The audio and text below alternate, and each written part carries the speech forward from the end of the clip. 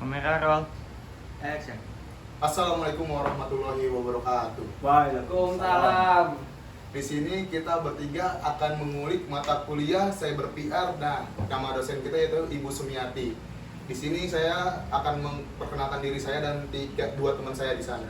Nah, nama saya itu Rizky Ariansa dengan nomor induk mahasiswa 2020-220023. Nah, ini teman saya nama Tito Adrian dengan NPM 2020-220011. Nah, yang di sebelah kanan saya Nama saya William Anasye, NPM saya 2020-220013. Nah, di pertemuan kita ini kita akan membahas banyak banget nih materi-materi yang akan kita kulik di mata kuliah Cyber PR. Betul sekali. Nah, materi yang pertama itu kita akan mengulik tentang materi etika berinternet.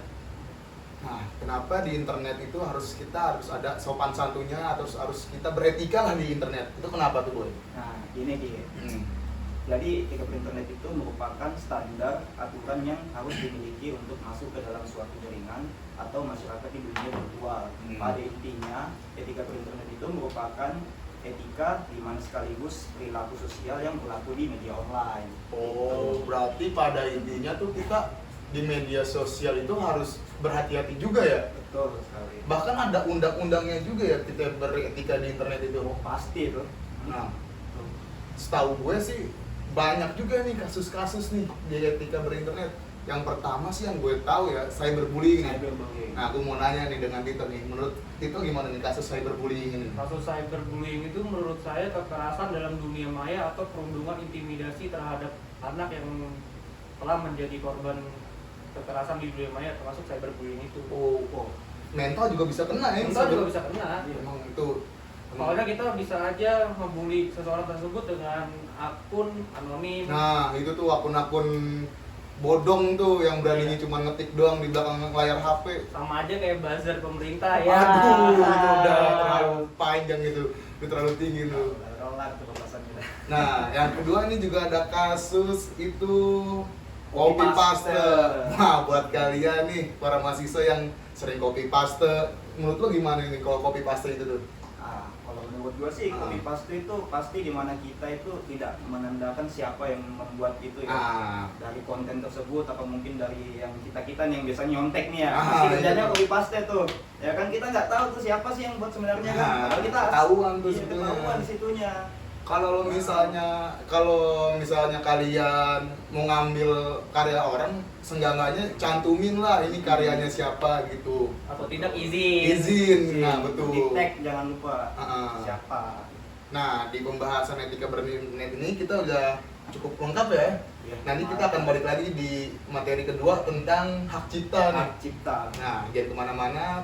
Oke, jadi kita sekarang akan menjelaskan tentang hak cipta nih guys ya. Nah, hak cipta itu kan udah nggak begitu asing lah ya di telinga kita tentang kata-kata hak cipta. Betul sekali. Nah, tapi hak cipta ini kita udah harus mendalami banget tentang kata-kata hak cipta itu. Di hak cipta itu ada lembaga yang kita bisa lindungi karya kita. Di lembaga itu namanya DJKI, Direktorat Jenderal Kekayaan Intelektual. Di situ kita bisa mendaftarkan karya-karya kita. Nah, sebelum balik ke karya-karya kita yang harus bisa kita lindungi, ada undang-undangnya juga loh tentang hak cipta itu. Undang-undang yang pertama itu Undang-Undang Nomor 19 Tahun 2002 itu tentang hak cipta. Nah, yang kedua itu Undang-Undang RI Nomor 11 Tahun 2008 tentang informasi dan transaksi elektronik. Nah, di sini gue akan membahas juga nih apaan aja yang bisa kita lindungi ciptaan kita di DJHQ. Nah, menurut itu apa aja tuh yang bisa kita lindungi nih di DJKI ini? Ada seni batik, ceramah, lagu, bahkan pendidikan kayak seperti kuliah itu bisa. Oh, berarti lagu pun kita juga, misalnya kita bikin lagu nih, kita juga bisa lindungi lagu kita ya? Bisa dari yang mengcover-cover tanpa izin. Wah, itu jadi tuh. yang terkenal yang nge-covernya. Itu termasuk kasus juga ya. Yang ciptain karya aslinya bandnya lagi redup, yang cover naik. Oh, kayak gitu tuh sering banget terjadi Iya. di kita. Nah, yang selanjutnya nih ada apa aja nih, Boy? karya-karya yang kita bisa lindungi di DJKI ini? Macam-macam, kayak misalnya ada arsitektur. Arsitektur juga bisa itu? Bisa. Oh. Nah, selanjutnya itu apa? Itu ada lagi peta, seni batik, fotografi, itu salah satunya. Oh, fotografi juga kita motret itu. Kalau misalnya foto kita dipakai dengan orang itu tidak izin itu kita bisa kena juga tuh. Betul, pasti kena hak cipta. Nah, oh. Apalagi karyanya ada pameran ya kan, Hmm. gambar orang. Aduh, itu mau udah gawat kalau Ini misalnya pameran. nih, yang tabung cepet habis. Nah, contoh kasus hak cipta ini ada yang terdengar belum lama lah, ada kasus hak cipta tentang MS Glow dan PS Glow. Nah, MS Glow ini punyanya Juragan 99 dan PS Glow ini punyanya Putra Siregar yang punya PS Store.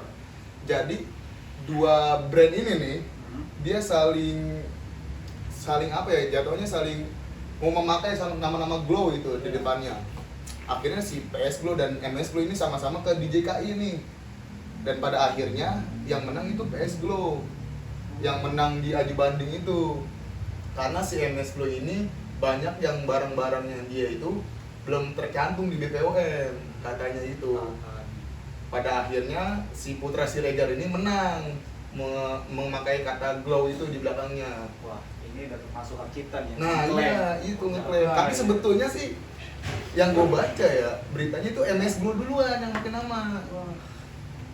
Nah akhirnya itu MS Glow itu akhirnya udah dia menutup perusahaannya, dia menjual barang-barangnya ke masyarakat dengan harga-harga murah lah gitu. Nah, untuk kasus hak cipta ini menurut saya udah cukup lengkap ya, mulai dari kasus dan mulai dari undang-undang yang sudah kita bahas. Nah, yang di kasus selanjutnya itu kita akan membahas aspek hukum di media cyber. Nah, aspek hukum di media cyber ini ada dua nih, ada illegal access dan Sama konten konten ilegal. Nah, konten ilegal itu apa gitu menurut lo tuh? Jadi konten ilegal itu ada macam-macam, kayak misalnya data ilegal, yaitu jenis kegiatan yang berupa pemalsuan kartu kredit. Contohnya, Contohnya kayak misalnya kayak carding gitu ya. Kita carding itu kayak misalnya kita mau beli barang nih di luar nih. Kita pakai kartu kredit orang lain di luar negeri itu Wah, bahaya tuh. bahaya itu. Jangan diikutin yang kayak gitu. Nah, yang kedua itu yang ilegal itu gimana menurut lo tuh?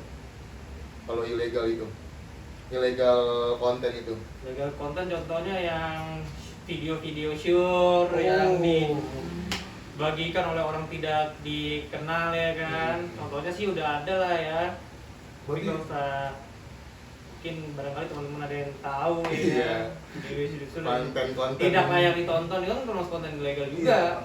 Oh, iya, kemarin yang kata Ziskai ketangkep ya. Itu. Wah, Iya. Ziskai terangkap itu gara-gara kasus konten ilegal. Konten ilegal. hati-hati yang namanya Siska ya. Tuh.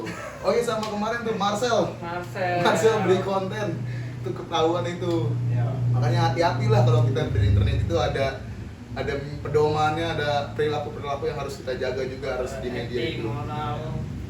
Nah, contoh kasusnya itu di cybercrime itu yang tadi kita bahas ya, tak membeli konten ilegal dari luar. Benar.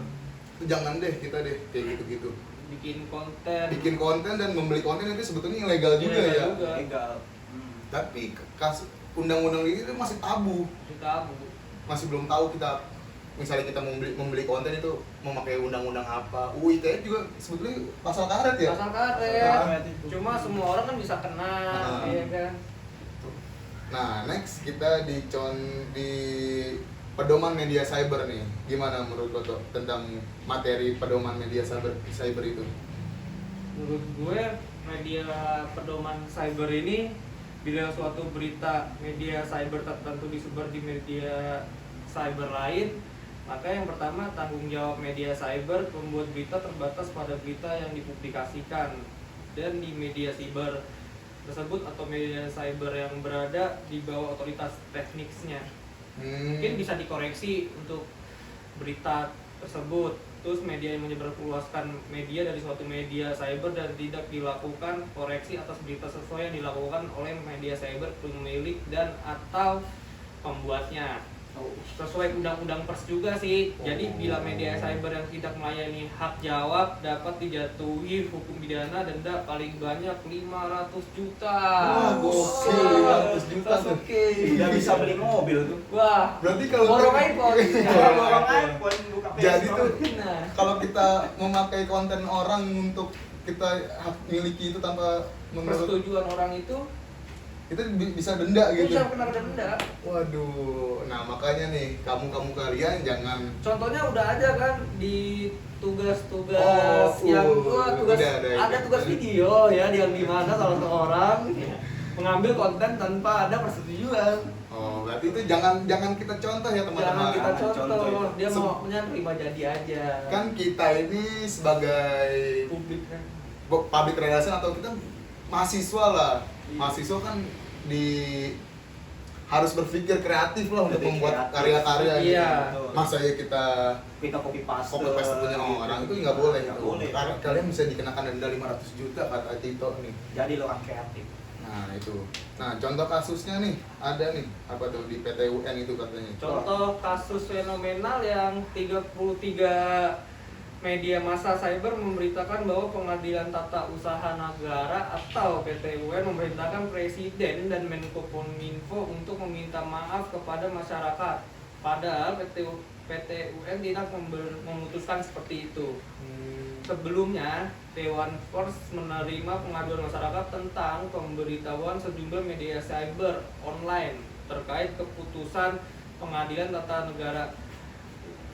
Usaha Negara atau PT UN bernomor 230G TF 2019 PT UN Jakarta tertanggal 3 Juni 2020 sebagaimana telah diketahui bersama. PT UN mengutus tindakan Presiden dan Menkominfo memperlambat atau memutus akses internet di Papua ketika terjadi kerusuhan di provinsi tersebut tahun 2019 adalah melanggar hukum. Berarti itu ada miskomunikasi ya Miskomunikasi. antara Dewan Pers Dan sama PT UN Iya, Menkominfo.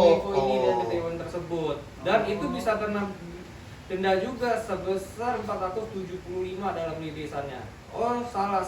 Yang diputuskan harus membayar biaya perkara 475.000 dalam rilisannya.